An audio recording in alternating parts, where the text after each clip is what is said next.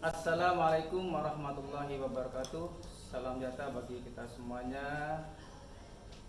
Pada kesempatan kali ini kalian bertemu dengan saya kembali, Halis Rodi Wasito, pada mata pelajaran Matematika Umum untuk SMA kelas 12. Pada kesempatan kali ini kita akan membahas pada semester 6, yaitu KD 3.4 yang memuat materi peluang kejadian majmuk. Pada peluang kejadian majmuk ini, pada KD kompetensi dasar 3.4 disebutkan mendeskripsikan dan menentukan peluang kejadian majmuk, yaitu peluang kejadian saling bebas, saling lepas, dan kejadian bersyarat dari suatu percobaan acak. Kemudian 4.4 menyelesaikan masalah yang berkaitan dengan peluang kejadian majmuk, yaitu peluang kejadian saling bebas, saling lepas, dan kejadian bersyarat. Dari kompetensi dasar ini, maka yang diharapkan adalah setelah pembelajaran ini diharapkan siswa dapat menentukan dan menyelesaikan serta menganalisis permasalahan yang berkaitan dengan peluang kejadian majmuk. Oleh karena itu, pada pembahasan peluang kejadian majmuk ini kita perlu mereview kembali konsep peluang kejadian yang pernah dipelajari pada waktu di SMP. Mungkin kalian bisa melihat gambar-gambar ini. Ini adalah benda-benda yang dijadikan sebagai percobaan, yaitu ada sebuah dadu, kemudian ada mata uang logam atau koin. Mungkin juga pernah mempelajari atau mencoba dengan sekumpulan kartu bridge atau remi, atau mungkin juga nanti kita akan membahas tentang bola-bola yang ada dalam kotak, dan juga kita akan mempelajari kalau bendanya adalah kelereng. Kita tahu bahwa dulu pada waktu SMP sudah tahu bahwa untuk dadu ini banyaknya ruang sampel, yaitu adalah 6, ya. 1 titik, mukanya 2, 3, 4, 5, dan 6. Sedangkan untuk mata uang logam ini, mata uang logam ini uang recehan 500 rupiah ini ada 2 muka. Yang satu tulis angkanya 500, yang kedua gambar Garuda. Makanya kita kenal untuk mata uang logam itu ada banyaknya ruang sampel, ada 2, yaitu angka dan gambar. Kemudian untuk bola nanti tergantung ada berapa bola di dalam kotak itu atau kantong, termasuk kelereng juga. Inilah benda-benda yang kalian pernah pelajari, dijadikan sebagai percobaan pada waktu mempelajari peluang kejadian. Untuk itu kita mereview kembali peluang kejadian dan konsep-konsep yang pernah ada pada waktu di SMP terdahulu. Peluang kejadian majmuk pada intinya ada 3 yang akan kita pelajari. Yang pertama, peluang kejadian saling lepas, peluang kejadian saling bebas, dan peluang kejadian bersyarat. Yang peluang kejadian bersyarat ini adalah peluang kejadian yang tidak saling bebas. Kalau kita melihat kepada yang kembali tentang peluang kejadian, bahwa jika S adalah ruang sampel dengan banyak elemen yang ditulis dengan NS biasanya, dan A adalah suatu kejadian dengan banyak elemen ditulis dengan NA, maka peluang kejadian A itu biasanya ditulis dengan PA sama dengan NA per NS. Ini sudah menjadi rumus umum yang telah kalian pelajari sejak SMP. Kemudian untuk kisaran nilai peluang, berapakah nilai peluang hasil daripada nilai peluang itu? Nilai peluang itu antara 0 sampai dengan 1. Jadi kemungkinan itu hanya antara 0 sampai dengan 1, ya, di atasnya 0 dan di bawahnya 1. Kalau ada suatu peluang yang nilainya 0 hasilnya, maka itu suatu kejadian yang mustahil terjadi, ya. Sementara untuk nilai peluang yang menghasilkan nilai 1, maka kejadian itu adalah suatu yang pasti terjadi. Suatu misal untuk peluang kejadian yang sama dengan 0 ini, misalkan peluang kejadian munculnya mata dadu bermuka titik 7 misalkan. Ini suatu hal yang mustahil terjadi. Kalau kita menggunakan hitungan, maka NA dari 7 itu adalah sama dengan 0. NS-nya sama dengan 6, sehingga peluang kejadian A yang titik daripada muka dadu itu 7, 0/6 sama dengan 0, dan ini adalah mustahil terjadi. Sementara untuk peluang kejadian yang sama dengan 1 adalah apabila suatu kejadian peluang munculnya mata dadu ganjil atau mata dadu genap. Ini suatu kejadian yang pasti terjadi. Kalau tidak muncul yang ganjil, pasti muncul yang genap, sehingga nilainya nanti sama dengan 1. Kemudian selanjutnya peluang kejadian majmuk. Apa itu peluang kejadian majmuk? Jika 2 atau lebih kejadian dioperasikan sehingga bentuk kejadian yang baru, maka kejadian baru disebut dengan kejadian majmuk. Bisa dengan penjumlahan, bisa juga dengan suatu perkalian. 2 kejadian yang bisa dioperasikan. Sekarang sebelum itu kita bisa melihat peluang komplement kejadian. Peluang komplement kejadian artinya di luar kejadian yang dihitung. Misalkan jika A adalah suatu kejadian, kemudian ini misalnya A komplement, A pangkat C adalah A pangkat C adalah komplement dari kejadian A, maka berlaku peluang A ditambah peluang A komplement itu sama dengan 1. Karena ingat, peluang itu maksimal nilainya 1.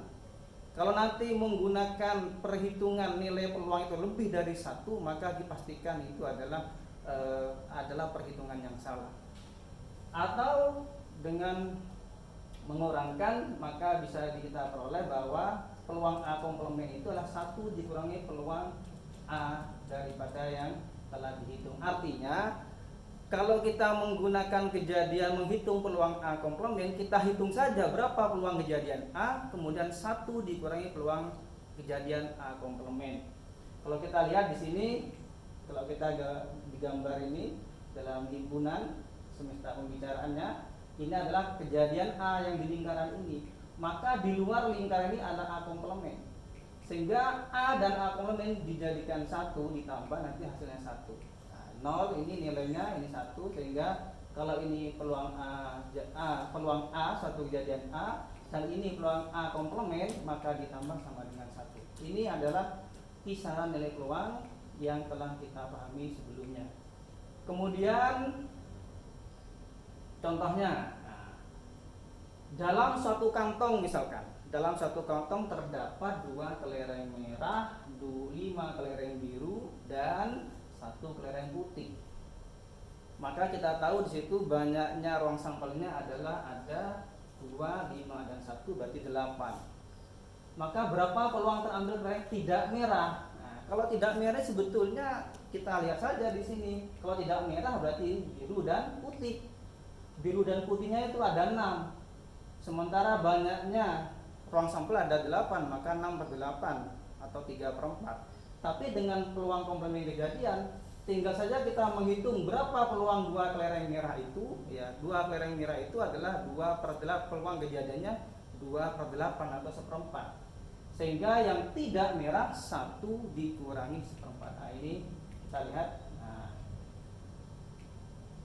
1 dikurangi 1/4 sama 3/4. Sama, menghitung biru ditambah putih sebagai tidak merah, atau menghitung merah terdahulu kemudian 1 dikurangi yang merah, maka itu adalah tidak peluang kelereng tidak merah. Kemudian selanjutnya peluang kejadian saling lepas. Nah, ini nanti perlu dibedakan saling lepas, saling bebas. Nah, ini perlu dianalisis, dipahami fakta kejadiannya. Misalkan 2 kejadian A dan B dikatakan saling lepas jika tidak ada titik sampel kejadian A menjadi titik sampel kejadian B, atau sebaliknya, titik sampel kejadian B tidak menjadi titik sampel kejadian A. Sehingga kalau kita lihat dalam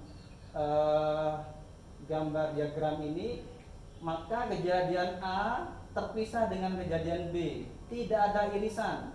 Maka banyaknya irisan A dan B itu sama dengan 0, tidak ada irisan. Sehingga dalam hal ini peluang kejadian A atau B kita menggunakan gabungan A digabung B dari 2 himpunan ini, 2 lingkaran ini digabung, maka peluang kejadian A ditambah peluang kejadian B dikurangi peluang kejadian A irisan B, gabungan dari dua himpunan itu.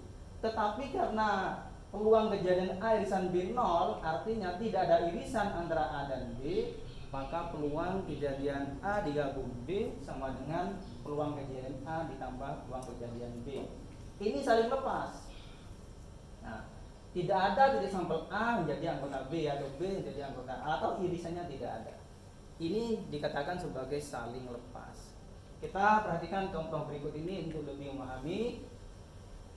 Sebuah dadu dilempar satu kali, dilempar ke atas ya, dilempar ke atas, bukan dilempar jauh begini, atau ditos ya. Maka kemudian tentukan peluang muncul mata dadu ganjil atau genap, ya, mata dadu ganjil atau genap. Kita tahu bahwa sebuah dadu dilempar sekali, sebuah dadu itu banyaknya ruang sampel adalah 6, NS-nya sama dengan 6. Sementara A, kejadian muncul mata dadu ganjil.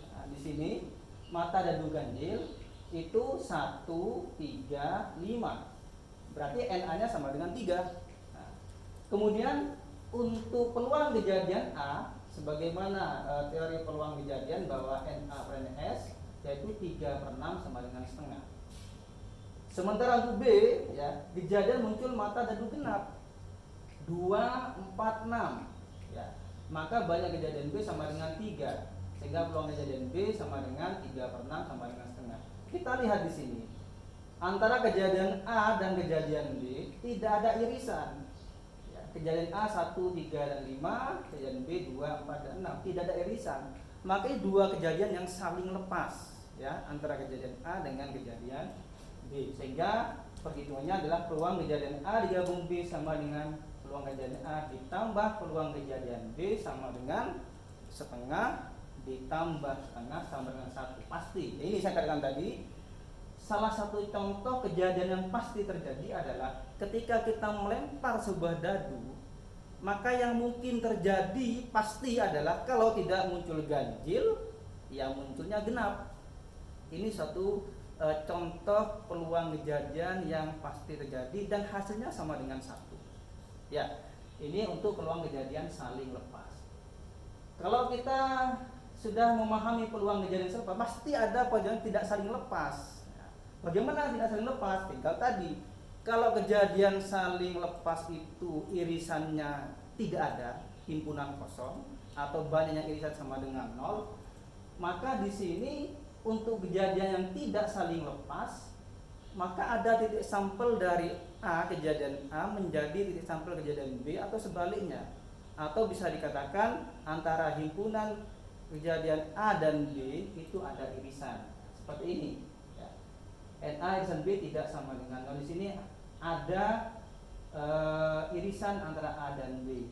Oleh karena itu, maka sebagaimana rumus yang tadi bahwa peluang kejadian A digabung B sama dengan peluang kejadian A ditambah peluang kejadian B dikurangi peluang kejadian A irisan B.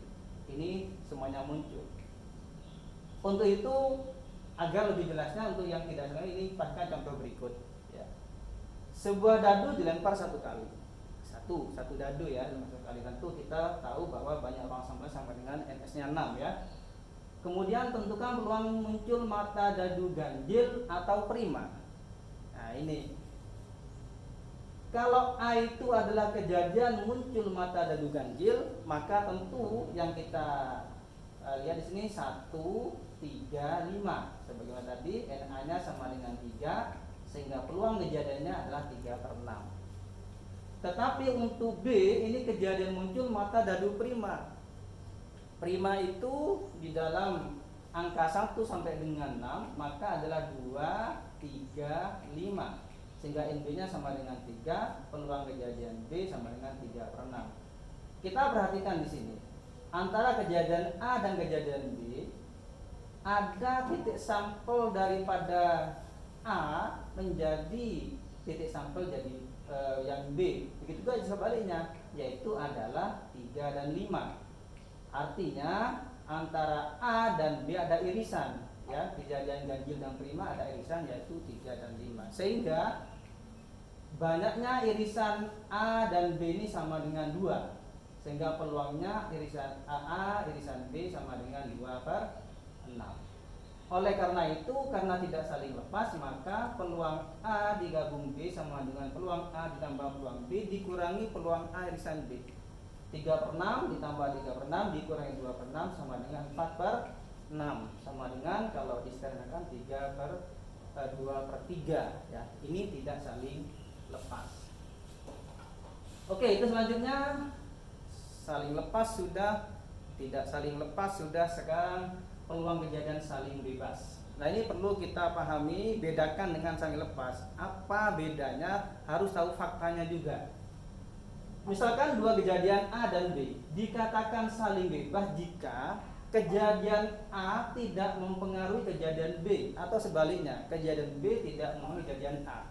Bisa jadi di sini kejadian B muncul setelah A atau kejadian A muncul setelah B. Kalau kita lihat di sini ada dua pembicaraan, kejadian A dan kejadian B. Maka kejadian A ada semesta sendiri, kejadian B ada semesta sendiri. Ini tidak saling mempengaruhi, tidak mempengaruhi. Apa yang terjadi pada A tidak ada hubungannya dengan yang ada di B. Demikian juga sebaliknya. Maka dua kejadian ini merupakan operasi dari dua kejadian, maka peluang A irisan B sama peluang A dikalikan peluang B. Jadi di sini tidak ada sama sekali irisan ataupun mempengaruhi antara dua kejadian ini. Satu misal kita faktanya, kita harus contoh, bukan hanya sekedar konsep begini. Misalkan sebuah dadu dan sebuah mata uang. Nah, ini sudah beda kan? Yang di sini dadu, ini mata uang. Apa yang terjadi pada dadu tidak ada pengaruhnya dengan yang terjadi pada mata uang, karena memang dua objek yang berbeda. Maka di sini ketika sebuah dadu dan sebuah mata uang dilempar satu kali ke atas, kemudian bukan jatuh, tentukan peluang muncul mata 3 pada dadu dan gambar pada mata uang. Ya, kita menggunakan karena dadu dan mata uang dilemparnya bersama-sama. Ya, dilempar bersama-sama, kemudian jatuh juga bersama-sama. Maka di sini ada dua pembicaraan, yaitu tentang dadu dan tentang mata uang. Maka di sini NS-nya dadu ada 6. Kejadian muncul mata dadu 3, itu anggotanya ada 3, NA-nya sama dengan 1, sehingga peluangnya sama dengan 1/6. Tetapi untuk mata uang NS-nya itu ada 2, ya, angka dan gambar gitu ya. Maka kejadian muncul gambar pada mata uang, ya, G, maka NB-nya sama dengan 1. Maka peluang kejadiannya adalah 1/2. Sehingga peluang kejadian A irisan B, peluang kejadian A kali peluang kejadian B, yaitu 1/6 kali setengah sama 1/12. Bisa kita bedakan ya, saling lepas dengan saling bebas ya. Saling bebas itu tidak ada saling mempengaruhi karena memang dua objek pembicaraan yang berbeda antara A dan B. Nah, ketika kita sudah bicara saling bebas, mestinya ada yang tidak saling bebas atau disebut juga dengan bersyarat ya. Artinya kejadian A menjadi syarat B atau sebaliknya.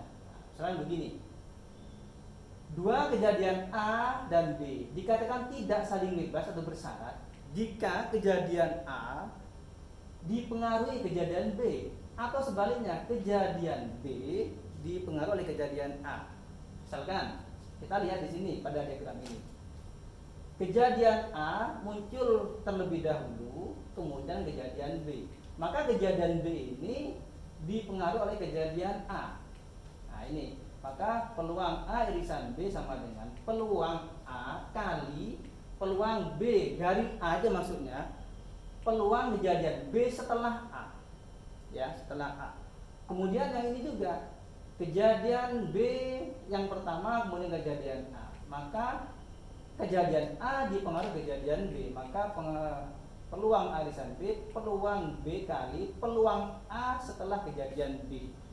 Ini ada peluang kejadian bersyarat atau tidak saling bebas ya, tidak saling bebas. Kita lihat contohnya di sini. Nah, contoh peluang kejadian bersyarat. Dari seperangkat kartu bridge atau remi berturut-turut diambil satu kartu sebanyak 2 kali, berturut-turut. Pengambilan pertama 1, kemudian pengambilan kedua. Jika kartu pengambilan pertama tidak dikembalikan, setelah ngambil yang pertama tidak dikembalikan, kemudian berapa peluang terambilnya kartu as pada pengambilan pertama dan kartu king pada pengambilan kedua. Jadi pada pengambilan yang pertama diharapkan kartu as dan pengambilan yang kedua kartu king. Tapi di sini pengambilan pertama kartu itu nggak dikembalikan. Nah, ini mempengaruhi kepada pengambilan kedua. Inilah yang dikatakan bersyarat. Nah, contohnya, maka banyaknya ruang sampel untuk ini kartu bid ini 52 ya pada pengambilan pertama 52. Jadi ruang sampelnya 52 ya, bukan 52. Kalau dengan joker itu 53, tapi selama ini joker tidak digunakan, hanya ada 4 gambar ya. Ada waru yang merah itu waru hitam, kemudian ada istilahnya ada wajik, kemudian ada yang yang gambar semanggi keriting gitu ya. Nah, misalkan kejadian terambil kartu as. Nah, ini gambarnya. As ada 4. Yang waru merah ini keriting, kemudian waru hitam, kemudian wajik ada 4, sehingga NA-nya 4. Maka peluang kejadiannya ada berapa untuk as ini? Karena asnya ada 4, ruang sampelnya ada 52, maka peluang kejadian terambilnya as yang pertama adalah 4/52. Tetapi untuk pengambilan kedua ternyata kartu as ini nggak dikembalikan ke dalam kotak itu, ke dalam tumpukan kartu itu. Maka banyak ruang sampelnya berubah menjadi 51. Nah, inilah yang dikatakan pengambilan kedua terpengaruh oleh pengambilan yang pertama. Maka B adalah kejadian muncul kartu king. Kartu king ini ada 4 juga ini gambarnya ada 4, sehingga banyaknya kejadian B ada 4. Tetapi untuk ruang sampelnya 51, sehingga peluang kejadian B adalah 4/51. Sehingga peluang kejadian A irisan B adalah peluang kejadian A kali peluang kejadian B setelah A. 4/52 ini miliknya as, kali 4/51 ini miliknya king, kartu king, sehingga sama dengan 16/2652 atau sama dengan 4/663. Ini adalah kejadian bersyarat. Artinya bahwa kejadian yang kedua dipengaruhi oleh kejadian yang pertama. Ini adalah beberapa hal yang berkaitan dengan peluang kejadian majmu'. Ada beberapa kejadian yang menghasilkan kejadian yang baru, ada yang saling lepas, tidak saling lepas, kemudian saling bebas, tidak saling bebas atau bersyarat. Dan untuk lebih memahami silakan kalian nanti pelajari dan dicoba latihan soalnya, ada 4 soal, sehingga nanti kalau kalian telah mempelajari ini maka akan lebih paham untuk mengerjakan daripada peluang kejadian majmu'. Demikian yang dapat sampaikan, mudah-mudahan dari penjelasan yang sepintas ini bisa memberikan pemahaman kepada kalian, dan kalian tentunya tidak hanya sekedar konsep tapi sesuaikan dengan realita yang ada di lapangan dan kerjakan latihan-latihan soalnya. Terima kasih. Saya akhiri, wassalamualaikum warahmatullahi wabarakatuh.